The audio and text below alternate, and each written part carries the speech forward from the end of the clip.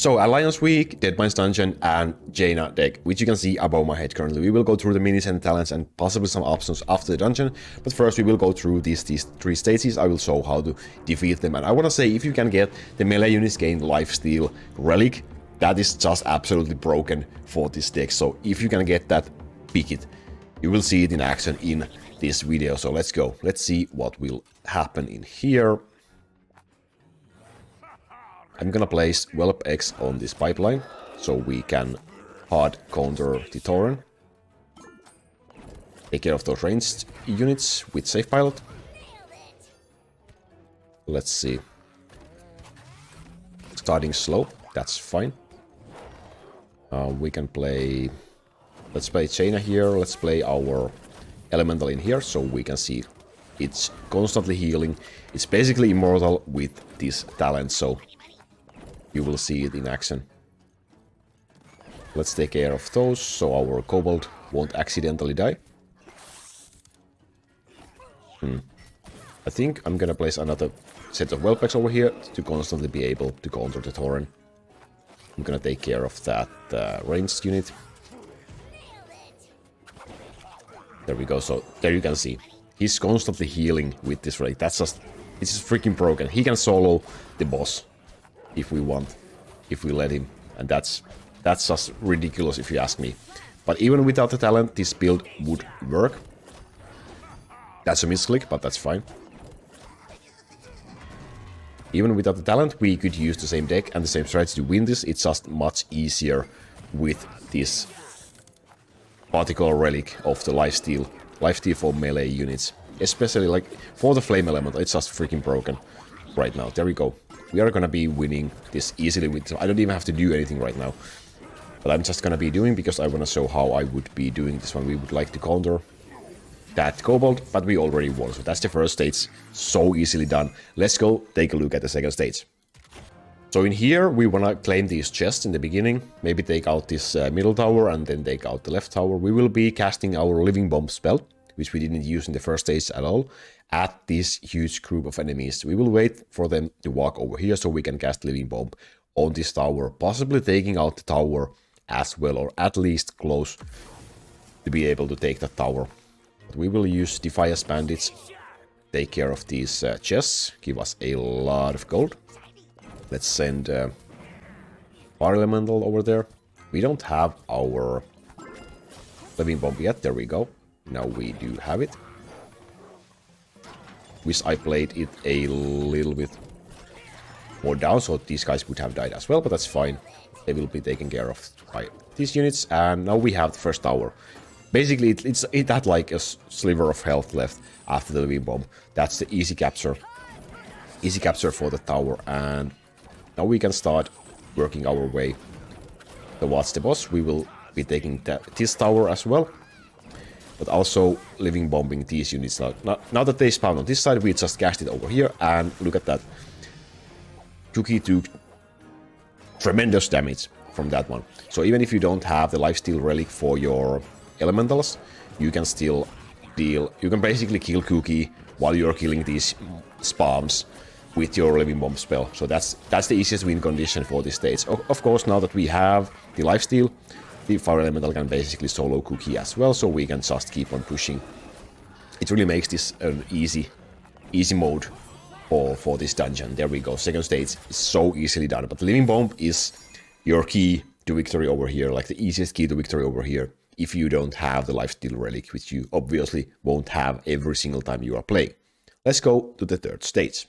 So this stage is the most annoying out of these three, if you ask me, because of these cloning machines. Now, we don't want the enemy to be able to clone the Molten Giants or Ogre Mages if possible.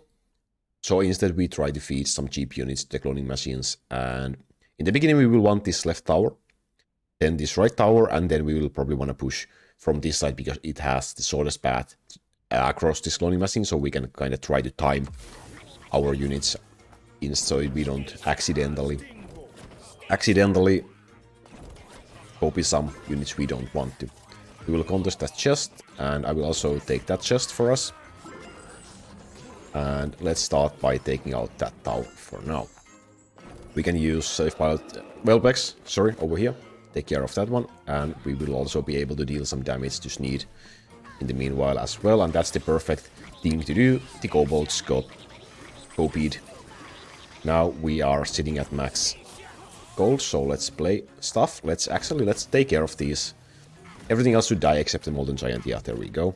Now we can just taunt it, maybe kill it over there so it doesn't get copied, because that's something you want to avoid. You don't want the Molten Giant to get copied. That's what you want to avoid. We would be pretty fine with it with our lifesteal talent on this particular run, but if you don't have the lifesteal talent, then you will probably be in trouble if that happens, so avoid it if you can. Now we can claim the chest for 4 gold. We can go deal some damage over here. Let's put our Whelpex over there so we can take care of that the Bat Rider as well. Let's send Kobold to mine that gold in advance. Enemy Kobolds again cloned. That's completely fine for us. Let's play Jaina over there.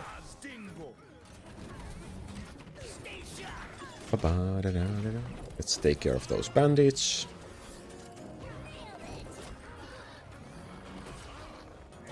And now we are just making progress. Like, we got our fire elementals through. That's exactly what you want. And we can just start killing Sneed with these ones. I can reinforce the push with Whelpex.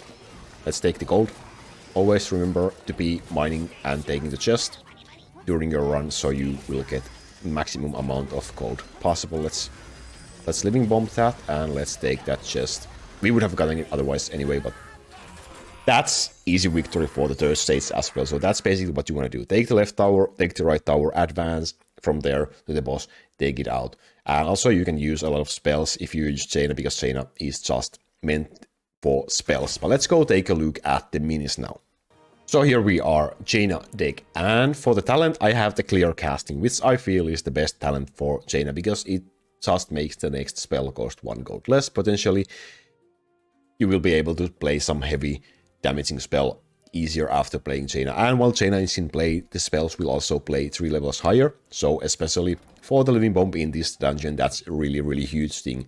You saw it in the second stage, it just absolutely annihilates the enemies. Safe Pilot, again, in pretty much in every deck right now, such a great unit. Economics Cloaking Device is probably the best talent. You could use coming in hot as well if you have that one. Both will work just fine.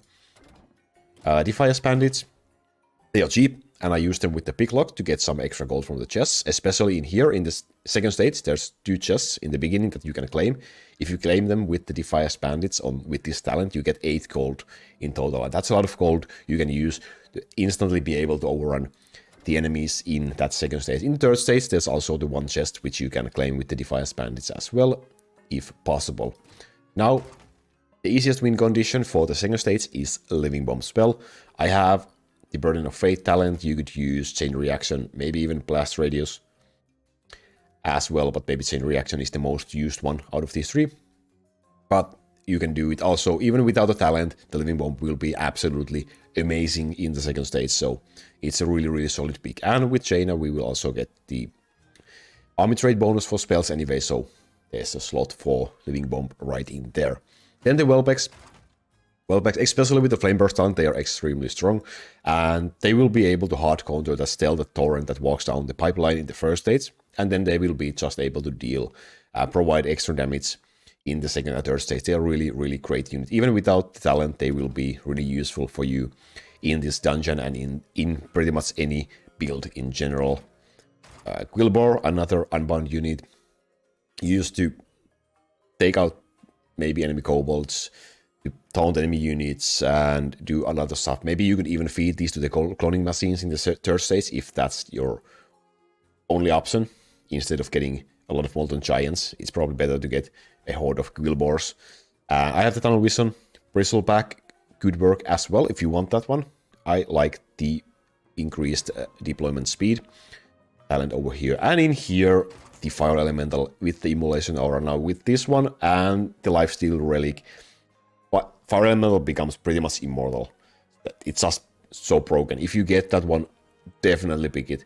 Definitely take it. If you don't have the Lifesteal Relic, and if you don't have the fire elemental, you could use another spell in here, like execute, for example. You can basically just spam execute to Sneed in third stage and kill him with that one while you are focusing on defending your base meanwhile. So that's also an option. Defending becomes a little bit harder because you will lose your tank if you do that, so maybe you will want to do some other changes in that case as well.